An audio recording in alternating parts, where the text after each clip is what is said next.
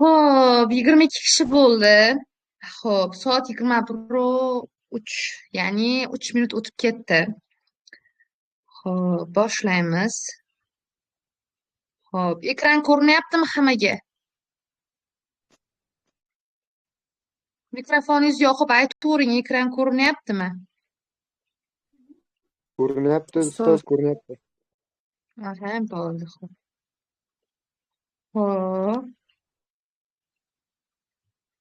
Xo'p. Xo'p, boshladik. Hammaga ovozim eshitilyapti, ekran ko'rinyapti. Xo'p, bugun siz bilan essay yozuv strukturasini ko'rib chiqamiz. Xo'p.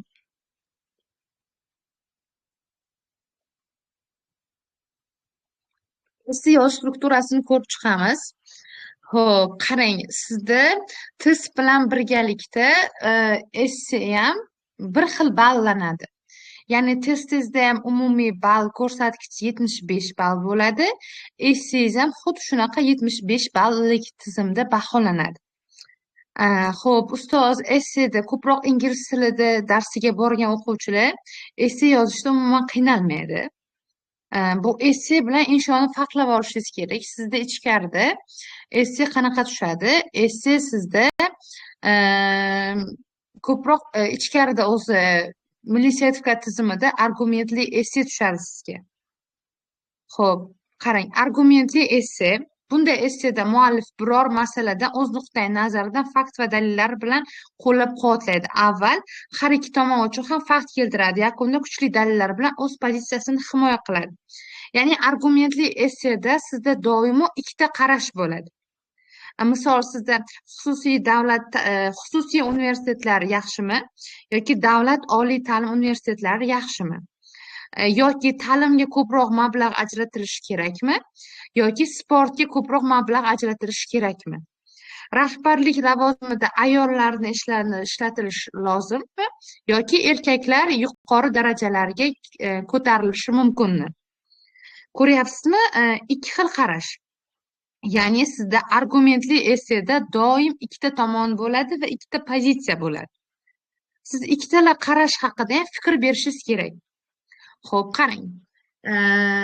Essayda, demak, argumentlik essay ko'rdingiz. Xo'p. Argumentlik essay, mana qarang. Ikki xil farq. Mamlakatimizda rahbar kadrlar sifatida yoshlar sonining sezilarli darajada ortib borayotgani muhokamalarga sabab bo'lmoqda. Qarang, bu essayning umumiy ma'nosi. Endi aytyapti sizga, bu siyosiy jarayonni taraqqiyot omili sifatida e'tirof etuvchi ko'pchilikni tashkil etadi deydi. Keyingi tomonda esa jamiyatdagi ayrimlar muammolarni aynan shu holat bilan bog'lovchilar ham talaygina deydi. Endi qarang, ikkita tomonni ajratib olyapmiz. Birinchi, sizga ichkarida essay kelgandan keyin birinchi qilayotgan ishingiz ana shu ikkita tomon haqida, mana essayning mavzusini bitta o'qiganingizda tushunmaysiz. Uni tushunishingiz uchun 2-3 marta qayta-qayta o'qib ko'rishingiz kerak. O'qishingizdan ma'no ikkita tomonni ajratib olishingiz kerak. Qarang, mana bunda mamlakatimizda rahbar kadrlar safida yoshlar sonining sezilarli darajada ortib borayotgan muhokamalarga sabab bo'lmoqda. Endi birinchi tomon haqida aytilyapti. Bu siyosiy jarayonni taraqqiyot omili sifatida e'tirof etuvchilar ko'pchilikni tashkil etadi. Ya'ni rahbarlik lavozimida yosh kadrlarni bo'lishi, xo'p, taraqqiyot uchun asosiy vosita deb qaraydigan odamlar bor. Men sizga jaydaricha tushuntirsam, nima deyilyaptiki, rahbarlikda yoshlarni o'tirishi yaxshi deb qarovchilar. Bu birinchi tomon. Endi ikkinchi tomonga qarang. Jamiyatdagi ayrim muammolarni aynan shu holat bilan bog'lovchilar ham talaygina. Ya'ni ayrimlar rahbarlikka yosh kadrlar, yoshlar o'tirsa, o'sha tashkilot inqirozga yuz tutadi degan fikrda deyapti. Ko'rdingizmi? Mana ikkita tomonni topib olishingiz kerak. Birinchi essay yozishingizdan oldin, essayning mavzusini ko'rganingizdan keyin birinchi qiladigan ishingiz shu bo'lishi kerak. Endi, xo'p, essayning mavzusini, mazmunini tushundingiz-a? Endi mana qarang, yana keyingi essay. O'zbekistonda ta'lim samaradorligini oshirish maqsadida ko'plab islohotlar amalga oshirilmoqda. Jamiyat vakillari bu borada ikki xil qarashni ilgari suradilar. ayrim ta'lim foydalanuvchilari ta'lim sifatiga bo'lgan e'tibor ruhiy bosim va tahlikalarga sabab bo'layotganini ta'kidlashadi. Ayrimlar ta'lim sifatiga bo'lgan e'tibor hayotiy zarurat ekanligini e'tirof etib, bir qator takliflarni ilgari suradi. Qarang, mana shu esse aprelda bo'lgan mavzuda, apreldagi xo'p sertifikat imtihoniga tushgan esse. Xo'p, qarang, mana bunda ham ikkita qarashga ajratamiz. Birinchi tomoni ta'lim sifatini oshirish odamlarga ruhiy bosim beryapti deydi. Ikkinchi tomoni esa ta'lim sifatini oshirsa bu narsa inson o'zini ustida ishlab o'zini ta'lim darajasini ham oshiradi degan qarash deyapti. Tushundingizmi? Ikkita tomon ajratib oldingizmi? Xuddi shunaqa esga tushganda bir o'quvchim aytgandiki, ustoz, menga shunaqa ta'lim sifatini oshirish mavzusida esse tushgan edi. Keyin men shu esseda nima yozishni bilmadim, o'tirdim, o'yladim dedi. Shuni yozdimki deydi, mana bu ta'lim sifatini oshirish qanaqa salbiy ta'siri bor desa, masalan, o'quvchilar nechadir yillar mobaynida universitetga kirishga tayyorlanadida 0,1 yoki 1 ball yetmaslik oqibatida universitetga kira olmaydi. Kimlardadir moliyaviy jihatdan bu narsani bartaraf etish imkoniyati bor, kimlardir esa bor butun bilan kursga qatnagan, boyagi super kontrakt qilishga imkoniyati yo'qda. Ular ruhiy stress bosimga tushadi. Keyin o'zini o'ldirishgacha boradiganlar bor, keyin o'qishdan ko'ngli sovib chetga ishlashga ketadiganlar bor. Ana shu narsani aytgan. Mana ta'lim sifati yuqorilashsa, ba'zi o'quvchilar ta'lim sifatini talab darajasiga javob beraman deb javob bera olmagan holatda sinib qolishi mumkin. O'sha narsani yozdim, opa deb aytuvdi-da. Keyin ayrimlar ta'lim sifatini oshirish hayotiy zarurat ekanligi desa, masalan, ta'lim sifati yuqorilashsa, masalan, sizni bilim saviyangiz chet mamlakatni ta'lim darajasiga yaqinlashadi. Ya'ni siz faqat O'zbekistonda o'qish bilan cheklanibgina qolmay, balki chet universitetlarda ham o'z faoliyatingizni davom ettirishingiz mumkin. Shu narsani aytyapti. Ko'rdingizmi? Ikki xil men hozir sizga esse yozishni aytmayapman. Hozir men sizda esseni tushunib olish bosqichidan boshlayapmiz. Shu yergacha argumentlik esse qanaqa ekanligini kim tushunmadi? Kim tushunmadi shu yergacha?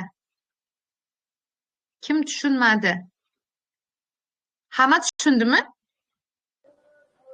Tushunganlar plus qoldiring. Shu yergacha o'zi argumentli esse degan nima ekanligi, ikki xil qarashni qanaqa ajratishni tushundingizmi?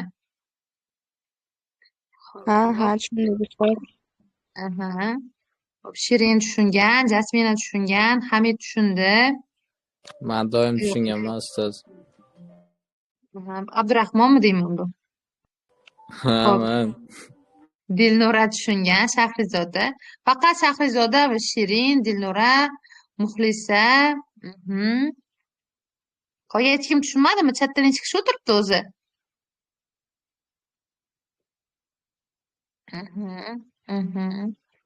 Xo'p.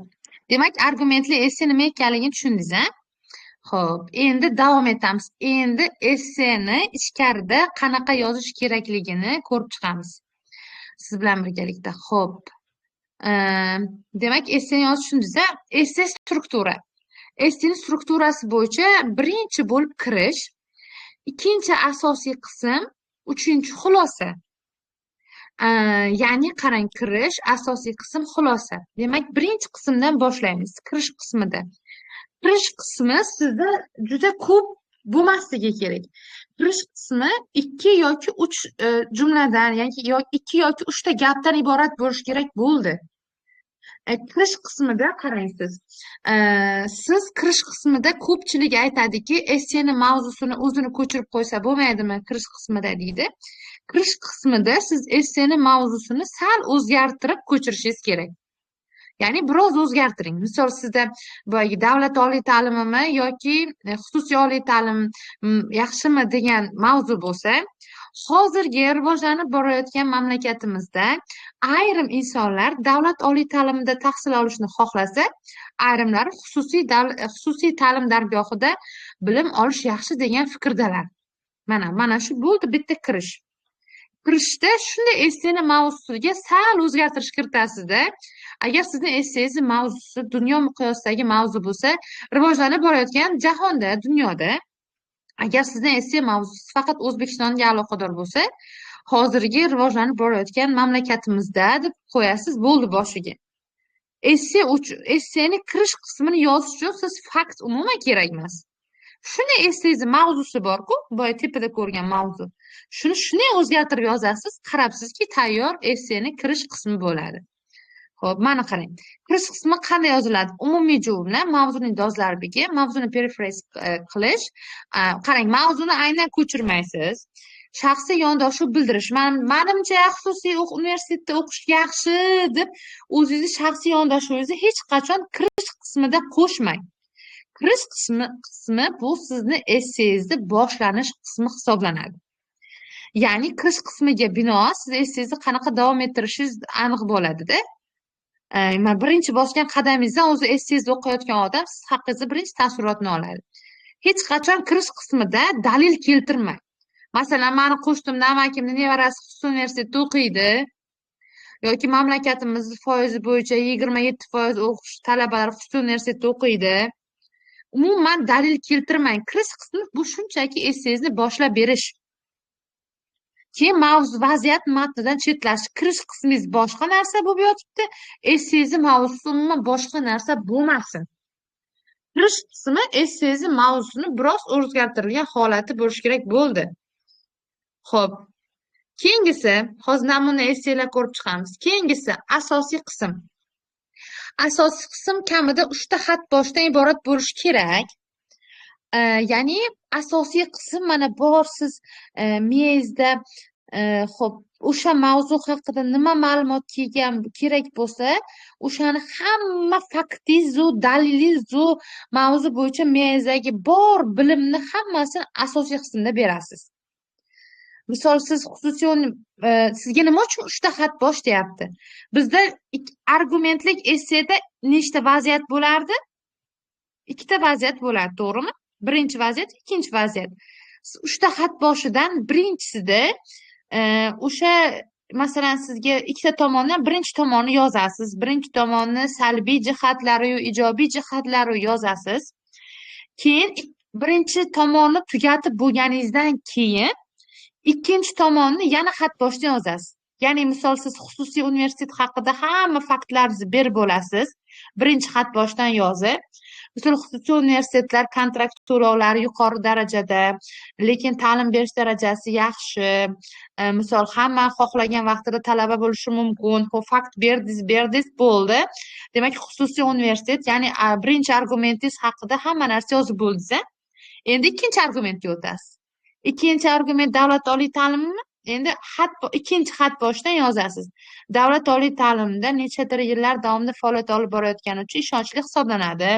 Davlat oliy ta'limlarining kontrakt to'lovlari xususiy oliy ta'limlarga nisbatan anchagina past yoki davlat oliy ta'limlari biz uchun anchagina ishonchli, misol fakt berdingiz-a? Endi ikkinchi xat boshi ham ketdi. Endi uchinchi xat boshiga o'tamiz. Uchinchi xat boshida siz qaysi tomonni tanlagan bo'lsangiz, o'sha tomon haqida yozasiz. Misol, men davlat oliy ta'limlarida faoliyat olib borilishini tarafdoriman. Sabab davlat oliy ta'limlar bir necha yildan beri o'zini o'z kuchida obro' va e'tiborini saqlab kelmoqda. Bo'ldi. Demak, asosiy qismimizda 3 ta xat boshini ko'rib chiqdikmi? Shu bilan sizda asosiy qism tugaydi. Ya'ni siz esse bo'yicha miyangizda bor bo'lgan ma'lumotlarni barchasini asosiy qismda ko'rsatishingiz kerak. Xo'p, keyin mana xo'p, asosiy qism qanday yoziladi? Umumiy gap, argumentlar, faktlar, tomonlarni birini tanlash va argument. Mana bu sizga fakt deyapti-ku. Fakt degani, misol, hozir uni ham tushuntirib ketaman. Hamma mavzuga tushadigan faktlar bo'ladi. Misol, Sog'liqni saqlash tashkiloti, keyin boyagi statistik ma'lumotlarga ko'ra, rivojlanayotgan mamlakatning statistik tadqiqotlariga ko'ra, mana bu foiz statistikalar borku, hamma jumlalarga tushib ketadi. Yoki qanaqadir gazeta nomlari, jurnal nomlarini o'rtaga qo'shib ketishingiz bu siz uchun elementarniy aniq fakt hisoblanadi. Xo'p, statistik ma'lumotlar, mana dalillar. Statistik ma'lumot, hayotiy misol, tadqiqot, qo'shuvring. Hamma narsani o'sha mavzu yuzasidan nimaiki bilsangiz, statistika bilasizmi, hayotiy misol bilasizmi, tadqiqot bilasizmi, hammasini asosiy qismga qo'shasiz. Boyagi 3 ta xat boshi bor-ku. Ana shu 3 ta xat boshi faqat sizni ma'lumotingiz bilan bo'lsin. Keyin xulosa, fikr va mulohazalarni umumlashtirasiz. Aytasiz, xoh davlat oliy ta'limi bo'lsin, misol xoh xususiy oliy ta'lim bo'lsin, asosiysi malakali va yetuk kadrlarni ishlab chiqarish. Bo'ldi. Yetishtirib chiqarish bo'ldi, shu narsa. Xo'p. Endi siz bilan bitta namunaviy esse ko'ramiz. Yana ham siz tushunib olishingiz uchun. Xo'p.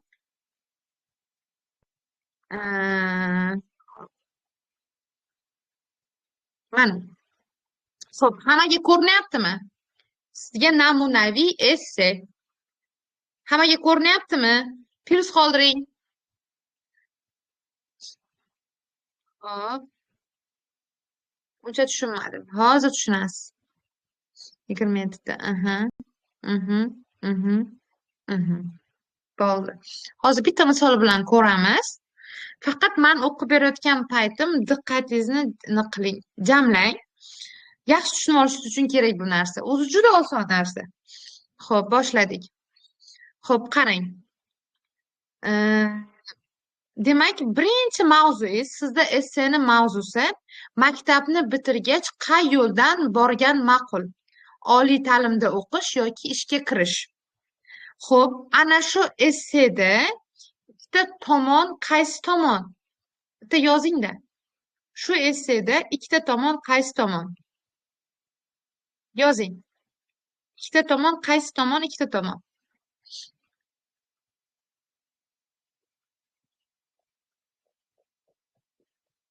Yozing. Ikkita tomon qaysi?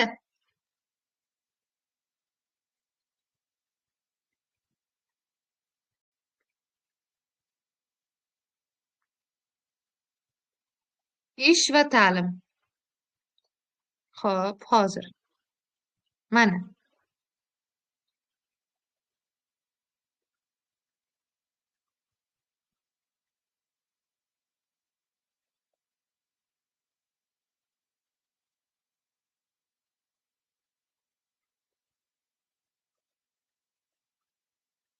Oliy ta'lim ish, oliy ta'lim yoki ish. Oliy ta'lim ish, oliy ta'lim yoki ish. Demak, tushundingiz-a? Ikkita tomonni tushundingiz. Endi boshlaymiz. Xo'p.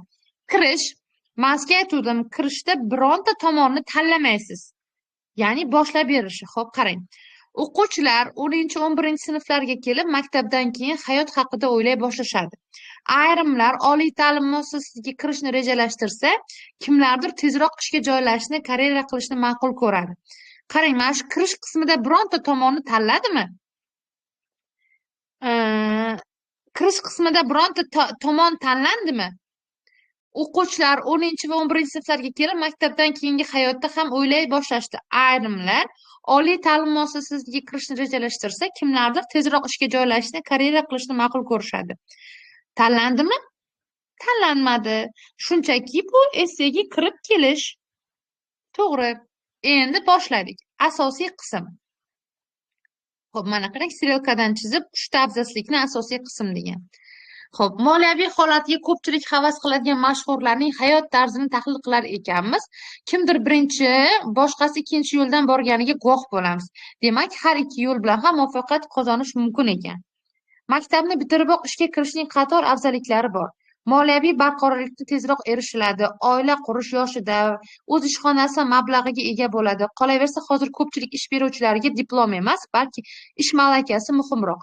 Masalan, daromadli sohalardan bo'lmish axborot texnologiyalari bo'yicha ishlayotganlarning ko'pchiligi oliy ta'limda o'qimagan. Xo'p, qarang, asosiy qismdagi birinchi argumentni birinchi argumentda nima haqida fikr bildiryapti?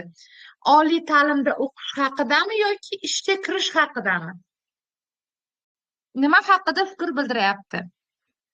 Oliy ta'limda o'qish haqidami yoki ishga kirish haqidami? Yozing. Hop. Ish. Ishga kirish. Qarang. Birinchi aytyapti, ish beruvchilarga diplom emas, balki ish malakasi muhim degan sizda faktni beryapti. Endi sizga miyangizga savol tug'iladi. Ana shu ish malakasi muhim bo'lgan kasb qaysi ekan deydi. Shundan keyin sizga davom ettirib qo'yapti, qarang. Axborot texnologiyalari ishlayotganlarning ko'pchiligi oliy ta'limda o'qimagan. Qisqa aniq lo'nda. Tanlagan tomon o'sha birinchi argument haqida fakt beryapti. Keyin o'sha faktni shaxsiy hayot bilan ochib beryapti. Yoki hayotiy dalil bilan ochib beryapti.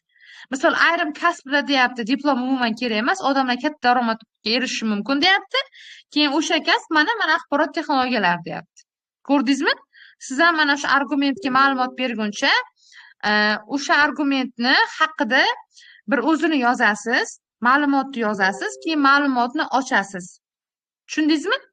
Ma'lumotni hayotiy misol bilan ochasiz keyin. Xo'p, mana aytyapti sizga, maktabni bitirib ishga kiradi, moliyaviy barqarorlikka erishadi. Qarang, faktlar berayotganini. Oila qurish yoshida ishxonasi mablag'iga ega bo'ladi, deyapti. Ish beruvchilarga diplom muhim emas, deyapti. Ko'rdingizmi? Demak, ish haqida ma'lumot berdi. Ish haqida miyasida boshqa ma'lumot qolmadi. Endi ikkinchi qismga o'tyapti. Xo'p, mana. Biroq masalaning boshqa jihati ham bor. Ayrim sohalarda faqat oliy ta'lim muassasasida o'qibgina ishlash mumkin. Xirurg, stomatolog, terapevt bo'lmoqchimisiz? Marhamat o'qing. Davlat idoralarida mansab kurslarini egallash uchun albatta diplom kerak. Qolaversa, talabalik yillari oltin davr, unutilmas onlar, yangi do'stlar, yoqimli mashaqqatlar. Ko'pchilik universitetlarda xorijga chiqish uchun imkoniyat mavjud. Eng muhimi, talaba o'qish bilan birga ishni ham olib ketishi mumkin. Bunga to'sqinlik yo'q. Ham o'qib, ham ishlash imkoni bo'ladi. Faqat ishni tanlashdan nima naf? Endi mana bu asosiy qism ikkinchi tomoni. Ya'ni ikkinchi tomoni sizda o'qish kerak degan tomon. Bunda ham qarang, ayrim sohalarda faqat oliy ta'lim muassasasidagina o'qibgina ishlash mumkin deyapti-da. O'sha sohalar qaysi ekanligini ochib aytyapti sizga. Mikrofonni o'chiring. O'sha kasb qaysi ekanligini sizga ochib beryapti. Xirurg, stomatolog, terapevt sohalarida siz oliy ma'lumotli bo'libgina ish faoliyatingizni amalga oshirishingiz mumkin. Qachon o'qish kerak? O'qish kerak bo'lgan kasblar. Qachon ish kerak? Ishlash mumkin bo'lgan kasblar. Ko'rdingizmi? Fakt beryapti. Faktni ochib beryapti. Fakt beryapti, faktni ochib beryapti. Tushundingizmi? Demak, mana bu asosiy qismni ikkinchi argumenti ham ketdi. Keyin o'zi xulosa yozilyapti. Yuqoridagi fakt va dalil o'rgansizlar, men maktabni bitirib oliy ta'limda o'qish kerak deb hisoblayman. Tushundingizmi? Endi juda oson struktura. Shunchaki siz u haqida ma'lumot keltirib olsangiz bo'ldi miyangizda. Sizda ichkarida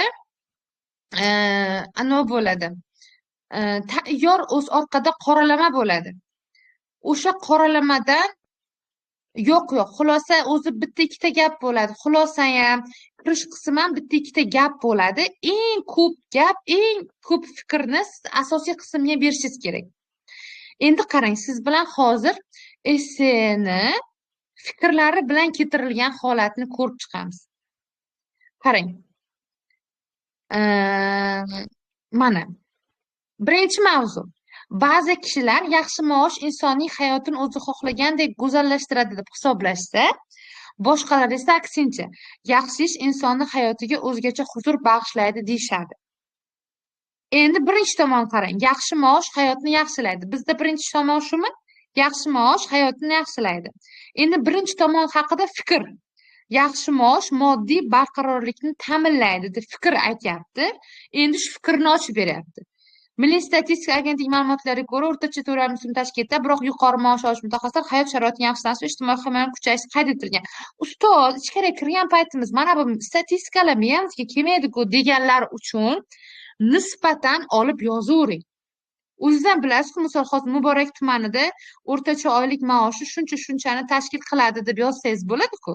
xuddi shu narsa. Bu moddiy barqarorlikni ta'minlaydi degan birinchi tomon uchun yozyapsiz. Qarang, fikr yozilyapti, dalil yozilyapti. Endi ikkinchi fikr. Ikkinchi fikr biza nima? Yaxshi ish insoniy hayotiga o'zgacha huzur bag'ishlaydi. Yaxshi maosh insonning ijtimoiy mavqeini oshiradi. Toshkentdagi sotsiolog tadqiqot natijalariga ko'ra, yaxshi daromadga ega insonlar jamiyatda o'zini erkinroq his qiladi va ko'proq hurmatga ega bo'ladi.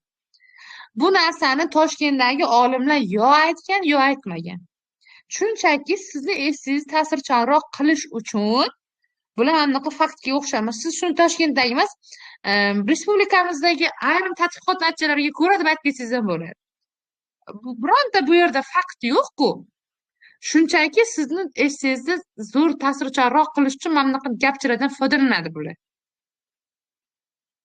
Katta daromad hayot sifatini oshiradi. Mana bunga maosh oluvchi mutaxassislar xorij sayohat qilish, sifatli tibbiy xizmat, farovon yashash imkoniyatiga ega pullarning hayotida qoniqish darajasini oshiradi. Уже mana bo'ldi. Aytyaptiki, katta daromad olsang, sen mo'l-ko'l yasaysan, xohlagan joyingda sayr qilishing mumkin, xohlagan o'zingni xizmatingdan foydalanishing mumkin. Bo'ldi, shuni ochib beryapti. Asosiysi shu. Xo'p. Xo'p. Mana keyingi mavzu qarang. Hozir. Xo'p. Qarang mana. Maktablarda mobil telefonlardan taqiqlash masalasi muhokamalarga sabab bo'lmoqda. Mavzu. Ayrimlar bu diqqatni jamlash va o'qish samaradorligini oshiradi deb ta'kidlaydi. Ayrimlar esa telefon ta'lim resursi ekanini tadqiq rivojlanish to'sqinlik qilishini bildiradi. Sizda ichkarida tez-tezi orqasida bitta qoralamacha betcha bo'ladi. Ana shu qoralamaga siz nima yozishingiz kerakligini belgilab oling.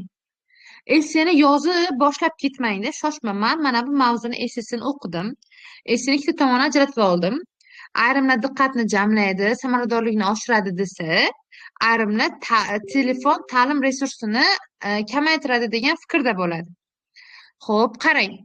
Demak, qarang, telefon dars paytida diqqatni bo'lib, o'qituvchining gapini tinglash, yozib olish va mantiqiy fikrlashni susaytiradi. Qarang, birinchi tomon qarash uchun tavsiyaviy fikr. Telefon dars paytida diqqatni bo'ladi deyapti. Keyin ijtimoiy tarmoq tezkor muqova o'rgatib chuqur o'qish va matn tahlil qiziqishni pasaytiradi deyapti. Telefon sabab o'quvchi orasida deyapti, sizda intizom muammolari kuchayadi deyapti. Tenglik masalasi, hammani telefoni bir xil emas, qimmat telefon o'quvchilar o'rtasida ijtimoiy bosim va kamsitishni kuchaytiradi deyapti. Ko'rdingizmi?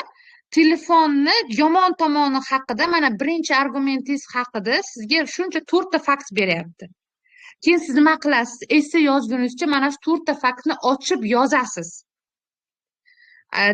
Ayrimlar mamlakatimizda shu maktablarda ta'lim sifati oshirilishi, boshqa jarayonida telefon dars paytida diqqatni, o'qituvchining gapini tinglashni, shularni bo'ladi, tengsizlik vujudga kelishini, mana bu 4 ta fikrchani siz ochasiz keyin esse yozayotgan paytingiz. Bu sizga chernovikday narsa, shpargalkaday narsa bo'ladi-da. Yozib olasiz, nimalar yozishingiz kerakligini qoralamaga. Keyin shu qoralamadan foydalanib esse yozib ketaverasiz. Endi ikkinchi tomonni ko'ramiz. Ya'ni telefon ta'lim resursi deyapti. Telefon lug'at, tarjima, lug'atda foydalanasiz. Raqamli savodxonlik, telefonni boshqarishni o'rgatishdan ko'ra taqiqdan ko'ra foydaliroq. Favqulodda vaziyatda, to'g'ri, siz har qanday holatda bo'lasiz. Ota-onangiz bilan muloqot qilishda kerak bo'ladimi? Shu jarayonni olsangiz bo'ladi. Keyin ota-ona bilan bog'lanish, muammo telefonning o'zida emas, foydalanish madaniyatida. Ko'rdingizmi? Demak, ikkita tomon haqida ham sizda fikr berilyapti. Ikkita tomon haqida ham ma'lumot bor sizda. Shu narsa sizga esse yozishingiz uchun tushunavik bo'ladi. Siz ya'ni nima qilasiz? Bu narsalarni yozib olasiz qoralamangizda. Yozib olganingizdan keyin shunga asoslanib qilasiz, fikr berasiz. Ya'ni shunga asoslanib siz aytasiz. Mana bu narsani yozaman deb churnavikcha qilasizda, shuni keyin qoralamada ochasiz. Mana buni oqlamada, mana bu narsani yozaman deb ochasiz. Bu sizga shpargalka. Mana bu narsani siz qoralamada yozib olasiz. Mana ikkinchi mavzu qarang. Ayrimlar suvga limit qat'iy nazorat joriy etilishi kerak. Bunga siz sal miyangizga muammo bo'ladi. Xo'p, mana. To'y marosimlari qanday tartibda o'tkazish masalasi muhokamalarga sabab bo'lmoqda. Ayrimlar to'y marosimlarini ixchamlashtirish, buni qat'iy nazoratga olish deb hisoblasa, ayrimlar to'y marosimi qanday o'tkazish har bir fuqaroning erkin ekanligini, cheklovlar shaxsiy erkinlikka putur etkazish ta'kidlaydi. Ya'ni kimdir to'yni ixchamlashtiring deyapti, kimdir bu odamni shaxsiy fikri deb aytyapti. Endi birinchi tomon haqida nima yoziladi qarang. Ixcham to'ylar isrofgarchilikni kamaytiradi. Kam xarj marosim tejamkorlik, kamtarlik madaniyatini rivojlantiradi. Jamiyatda tengsizlik tuyg'usini kuchaytirishi mumkin. Misol, dabdababozlik qilsa, masalan, bu bunaqa katta to'y qildi, bizani bunaqa katta to'y qilishga imkoniyatimiz yetmaydi, lekin ulardan qolishmasligimiz kerak degan narsa yo'qoladi. Soddalik odamlarni diqqatini ko'rsatishdan ko'ra mazmunga qaratadi. Ya'ni oddiy omroq to'y bo'ladi. Endi ikkinchi tomon aytyapti, shaxsiy fikr, hammani o'zini qarashi bor to'y qilishda deydi. Har kim o'z to'yini o'zi istagancha o'tkazish kerak deydi. Chunki insonning hayotida to'y bir marta bo'ladi deydi. Cheklovlar shaxsiy erkinlik quvonchni chegaralaydi. Misol, to'y kuni o'zi bir umr orzu qilgan narsasini, bir umr bergan quvonchni ololmaydi deydi. Agar unga cheklov qo'yilsa. Keyin to'ylar milliy urf-odatlarning bir qismi bo'lgani uchun, masalan, kimdirlar juda ajdodlardan qolib kelgan dabdababozlikni bizaga urf-odat bo'lib qolib kelgan, ana shunaqa qilib to'y qilmasak bo'lmaydi deydi. Ko'ryapsizmi? Hammasi hayotdan olingan narsalar bular. Shunchaki qoralamaga fakt qilib olasiz, yoqlamaga yozib boshlaganingiz sizga mavzu kelishi uchun. Keyin ba'zi hollarda to'ylarning o'lchovi emas, maqsadi muhim, uni majburiy cheklash samara bermaydi. Ya'ni kimgadir cheklov qo'yganingiz bilan u baribir dabdabali to'y qiladi, o'shani jarimasini to'lab ham to'y qiladi. Ko'rdingizmi? Sizda esse yozayotgan paytingiz shunda ikkita asosiy qismni ikkita argumentga ajratasiz. Ikkita argument bo'yicha miyangizga keladigan fikrchalarni churnayokchaga yozib olasiz. Birinchi tomonni yozib bo'lganingizdan keyin ikkinchi tomonga o'ting. Hech qachon bir narsa esingizdan chiqmasin. Siz birinchi tomon haqida yozyapsiz, a? O'sha fikr kelmay qoldi, to'xtab qoldingiz-da, ikkinchi tomonga yozib ketdingiz. Keyin birinchi tomon haqida yana sizga fikr keldi-ku. Hech qachon ikkinchi tomondan keyin yana qayta birinchi tomonni yozmang. Birinchi tomonni tugatib bo'ling, hamma fikringizni berib bo'ling, keyin ikkinchi tomonga o'tib ikkinchi tomonni yozing. Tushunarlimi? Xo'p, kimlar tushunmadi? Yolg'on ma'lumotlar ham yozsangiz bo'ladi. Yolg'on, siz avval esseni yozishni o'rganib oling, keyin men sizga uni ichiga qo'shadigan statistikachalarni, yolg'on faktchalarni, ularni beraman. Lekin siz avvalo uni qiling. Boyagi esseni struktura bo'yicha yozishni o'rganib oling. Xo'p, kimlar tushunmadi? Tushunmaganlar bemalol yozing. Ustoz, tushunmadim deb. Sizga chunki bugun bitta esse mavzu berib ko'raman. Qanaqa tushunganingizni bilishim uchun yozib ko'rasiz esse.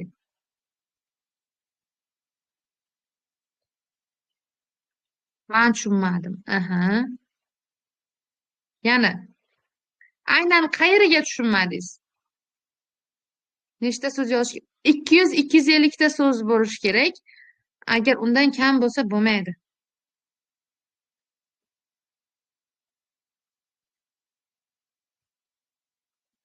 Tushundik. Aynan qayeriga tushunmadingiz? Agar sizni mavzusiz negativga tortadigan bo'lsa, yozsangiz bo'ladi. Faqat aniq yozing-da. Negativlik narsa bo'lsa yozsangiz bo'ladi. Bitta so'zni qayta-qayta yozish bilan tushiradi. Yo'q, iloji boricha esseda bitta so'zni qayta-qayta yozmang. Ya'ni qanaqa bo'ladi? Masalan, bitta so'zingizda 100 deb qolagan bo'lsangiz, ikkinchi so'zingizga chehra, ikkinchi gapda, keyingi gapda jamol deb qo'llang. Bittasi, masalan, 3 ta izma-ketin gap yozyapsiz. 3 ta gapingizda faqat bitta so'zni qayta-qayta, masalan, ta'limni rivojlantiradi va uni takomillashtirishga sabab bo'ladi. Nuqta qo'ydingizda, keyin ta'lim rivojlanishi sababi shunaqa narsa bo'ladi. Ya'ni nuqta qo'ydingizda rivojlangan ta'lim desangiz, bitta so'z qayta-qayta izma-ketin gapda kelsa bo'lmaydi bu. bo'ladi, sinonimlardan, iboralardan, maqollardan foydalansangiz zo'r bo'ladi essangiz. Lekin juda ko'p foydalanmang. Esse publitsistik uslubda bo'lishi kerak o'zi. Publitsistik uslub bu mana jurnal, gazetalar o'qiysiz-ku, xuddi nimadir haqida ma'lumot berilayotgan narsalar bo'ladi-ku. Keyin anaqa axborotlar shunaqalarda publitsistik uslubda bular. Siz yozayotgan essengiz ham shunaqa bo'lishi kerak. Agar qo'shnimni unisi bunaqa bo'luvdi desangiz, bu so'zlashuv uslubi bo'lib qoladi. Agar ko'proq ilmiy narsa bersangiz, bu ilmiy uslub bo'lib qoladi. Agar ko'proq badiiy so'zlardan foydalansangiz, nechog'liq shunaqa gaplardan foydalansangiz, bu badiiy uslub bo'lib qoladi. Publitsistik uslub xuddi mana axborotlarda, gazetalarda berilayotgan ma'lumot uslubi bor-ku, ana shu sizda publitsistik uslub hisoblanadi. Publitsistik uslubda yozishingiz kerak esseni. Qolganlar tushundimi? Bo'ldimi? Qolganlar. Tushundik ustoz, tushundik. Aha. Bugun bitta esse tashlayman, mavzu yozib ko'ring. Kirish qilasiz, asosiy qism qilasiz, shaxsiy fikr, xulosa qilib yozib ko'ring. Men sizga hozir tushuntirib bergan obrazец mavzudagi esselarimni ham yana tashlab beraman. Ko'rib chiqishingiz uchun strukturani ham. Iloji boricha qo'shma gaplardan ko'proq foydalaning. Misol, men maktabga borgandim deb to'xtab yana davom ettirib ketmangda gapni, valani, hamda keyin boyagi anaqa shuning uchun shu kabi shunaqa narsalardan ko'proq foydalaningda, mana sodda gaplaringizni qo'shma gapga aylantiring. Iloji boricha sodda gaplardan foydalanmang. Ko'proq uzun gaplardan foydalaning essengizda. Ertaga tekshirasizmi esseni?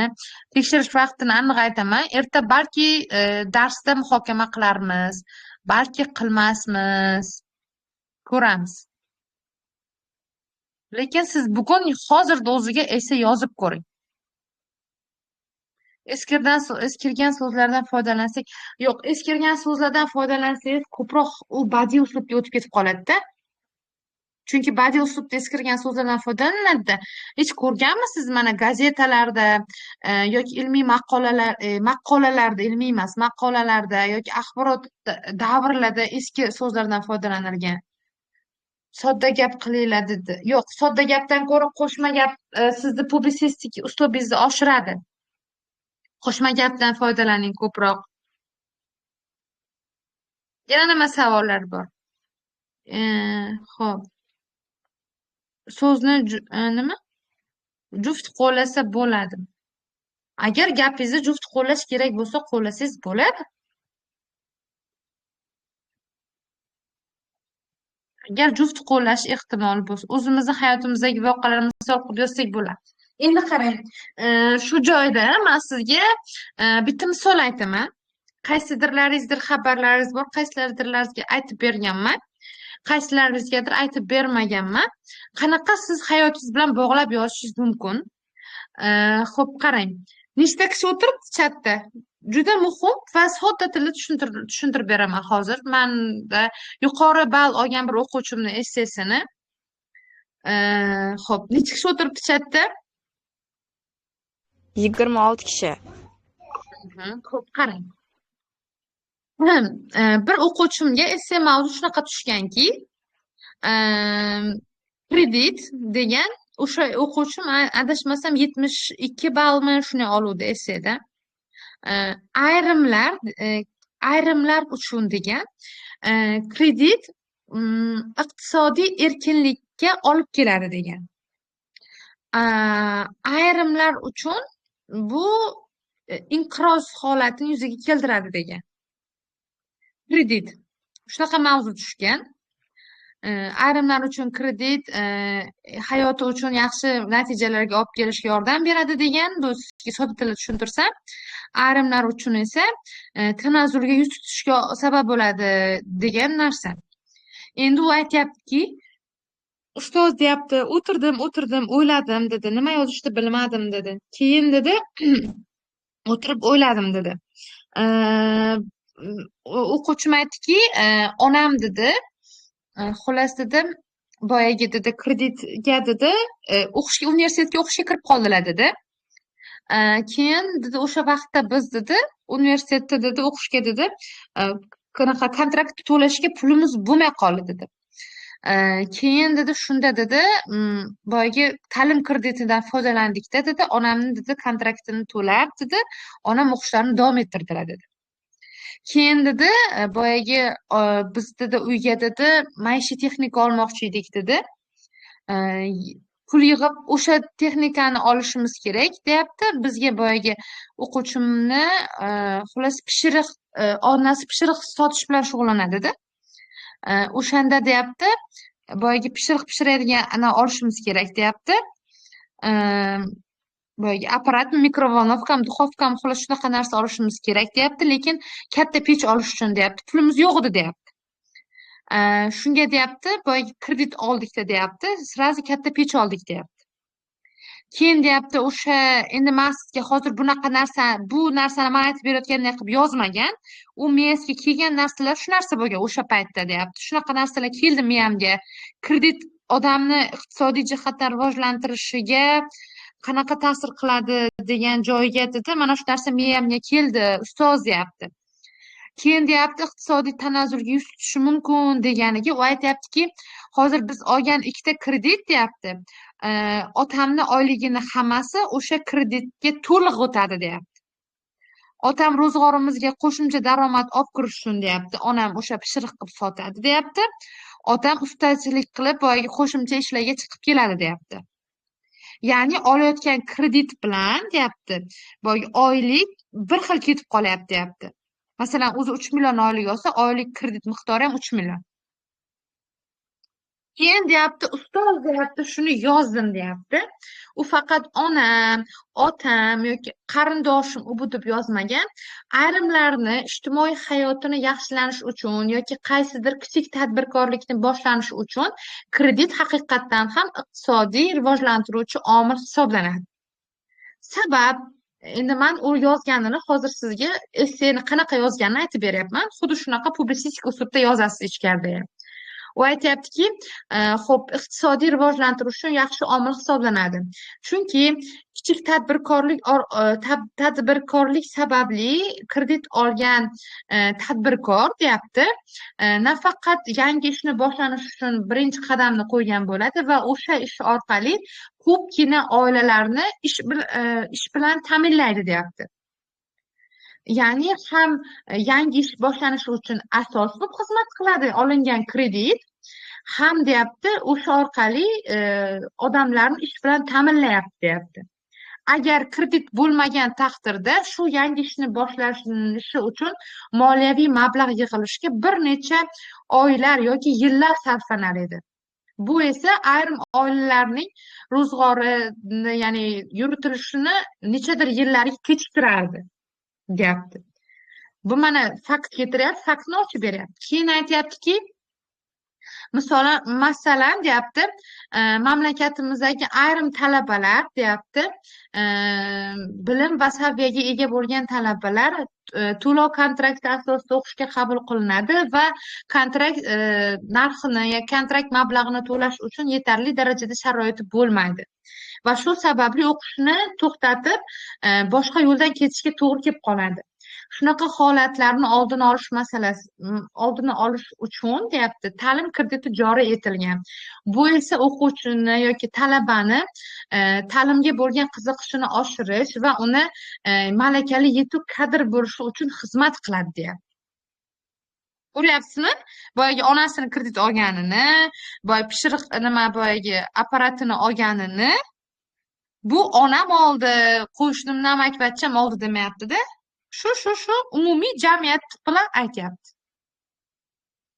Keyin yomon tomoni kredit iqtisodiy tanazzulga olib keladi deganida, ayrim oilalarning oilaviy o'sha oylik maoshi bilan kreditning ushlab qolinishi, masalan, kredit summasi, mablag'i bir xil darajada bo'lgani uchun ular yangi rejalar tuzishga imkoni bo'lmayapti. Ya'ni oyligidan pulni orttirib yig'ib qo'yish va yangi narsa xarid qilish uchun ehtiyoj yo'qolyapti deyapti. O'zi aslida otasini oyligi bilan kredit bir xil bo'ldi degan fakt keluvdi miyasiga. o'shani u esseda yozayotgan paytda otam boyagi oyligi bir xil u bu demayaptida. Ayrim odamlarni oylik maoshi bilan kredit miqdori teng bo'lganligi sababli deyapti. U aytyapti shu sababli ustoz deyapti biza deyapti yangi narsa olishni unutganmiz. Mashina yangi uy olish haqida plan qilmay turibmiz oxirgi 15 yil ichida deyapti. 5 yoki 10 yil ichida deyapti. O'sha narsani aytyaptiki, ayrimlarni kelajak uchun qo'ygan maqsadi, rejasini amalga oshirish uchun yig'ilayotgan mablag' kredit sababli yig'ilishni sekinlashadi deyapti. Ko'rdingizmi? Shunchaki shaxsiy hayoti haqida o'ylayapti, o'sha mavzuga doir jamiyatda nimalar bo'lyapti o'ylayapti-da. O'shani palonchini bunisi demayapti-da. Jamiyatda shunaqa qatlamda shunaqa bo'lyapti deyapti. Bo'ldi. Xo'p. Endi tushundingizmi? Men sizga mana jaydaricha tilda tushuntirdim. Endi yetib bordimi hammaga? Shunday jamiyat bilan bog'lang. Nima bo'lyapti jamiyatingizda? Tushundik. To'rt kishi tushundimi? Tushunmaganlar yozing, tushuntirib beraman. Siz esda yozishingiz kerak keyin. Ustoz necha vaqt chiqqan keyin? 72 mi shunday chiqqan.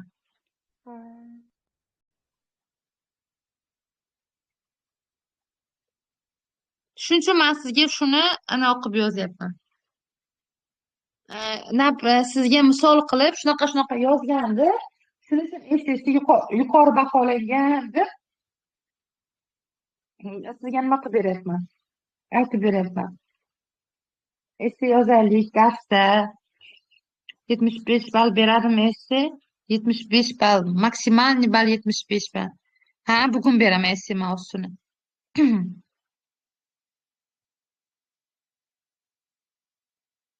Yetmish besh ball olishingiz qiyin masala yo'q.